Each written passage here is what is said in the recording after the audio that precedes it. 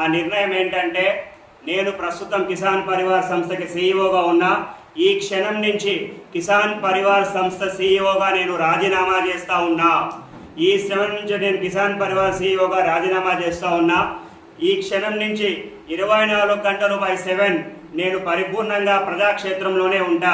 అంటే రాజకీయంలో కాదు, మళ్ళా రిపీట్ చేస్తా ఉన్నా, ప్రజాక్షేత్రంలోనే ఉంటా. ప్రజల కొరకు, ప్రజల చేతకు, ప్రజల వద్దకే ఉంటా.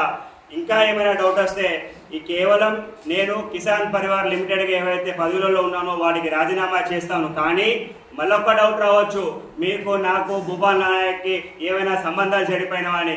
మా స్నేహబంధం ఎల్లప్పుడూ అలాగే ఉంటుంది. మా కేవలం ఏదైతే సంస్థలో నేను ఒక పదవి పెట్టుకొని ప్రజాసేవ నాకు ఆటంకం కలుగుతూ ఉంది కాబట్టి ఆ సంస్థ నుంచి మాత్రమే బయటికి వస్తూ ఉన్నా. నేను, నా ఫ్యామిలీ, ఆయన ఫ్యామిలీకి ఉన్నటువంటి బంధాలు అలాగే ఉంటాయి.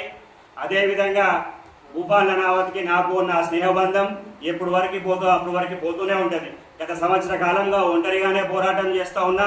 ఎవరికి ప్రతినిధిగా లేను, ఏ సంస్థకి ప్రతినిధిగా లేను. ఇక ముందు చేసే పోరాటాలు కూడా ఒంటరిగానే చేస్తా.